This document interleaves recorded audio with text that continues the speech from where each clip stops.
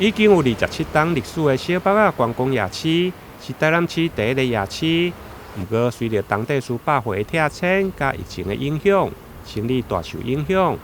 为了提振观光，商场发展协会特别结合议员陈义珍，发起关会公益活动。民众只要关会，就送小北仔商家的招牌小食加商品，希望带动商机人潮。因为这地方吼，这个遮较晚年底这个遮有听到讲有欠货的这个现象，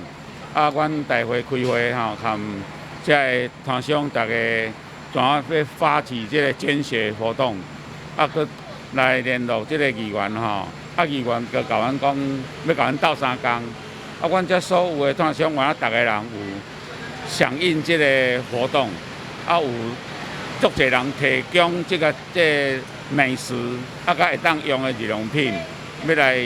参与这一次的活动安尼啊，啊，会当来繁荣咱小北仔这个家，佮再次回到30年前的那种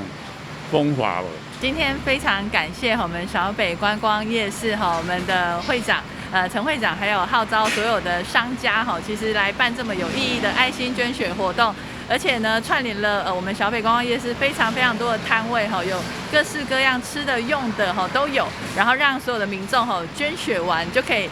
领取这个兑换卡去兑换你想要的，不管是吃的用的都有所以非常感谢小北观光夜市的这个爱心，然后让我们可以一起来办这么有意义的捐血活动。那也期待说大家可以踊跃的捐血然后来帮助需要的人。那也再次感谢我们小北观光夜市的爱心。议员表示，因为年关要到为了疏解客库的不足，欢迎民众踊跃来观会，不但会用享受台南的美食，而且还有好礼通好客。